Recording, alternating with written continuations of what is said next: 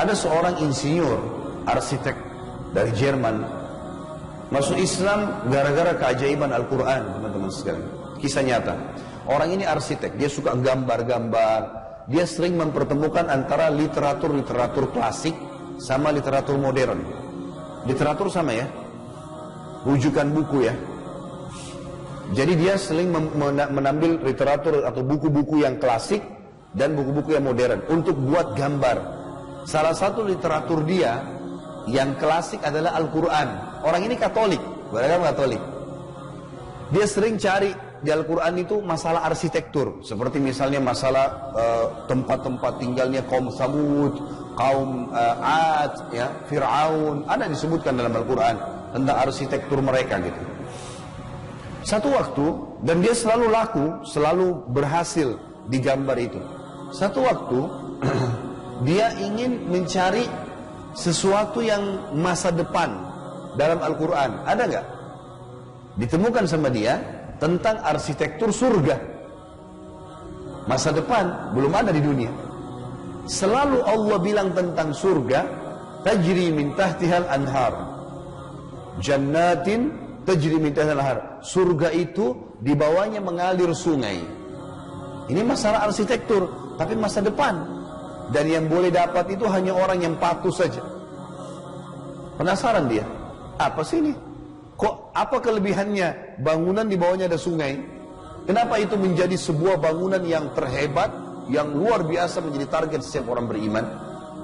Penasaran dia. Ada tanah dia kosong, dibangun bangunan mewah.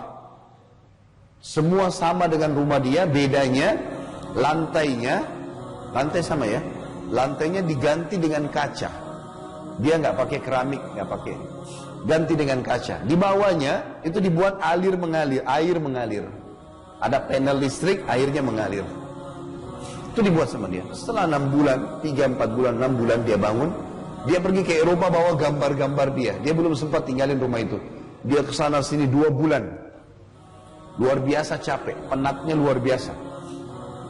Dia pulang, dia bilang, dia ceritain waktu dia masuk Islam ini. Dia bilang, saya tiba di bandara. Saya nggak pulang ke rumah istri saya langsung ke rumah baru itu. Lalu saya nyalain semua panel listriknya, lampu ini segala macam, termasuk ada panel listrik suara air di bawah itu.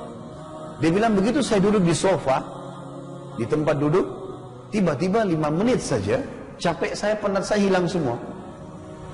Dia bilang ini apa sebabnya? Dia lihat dinding, wallpaper sama saja dengan rumahnya. Lampu memang mewah, tapi sama dengan rumah dia. Nggak ada sesuatu yang baru.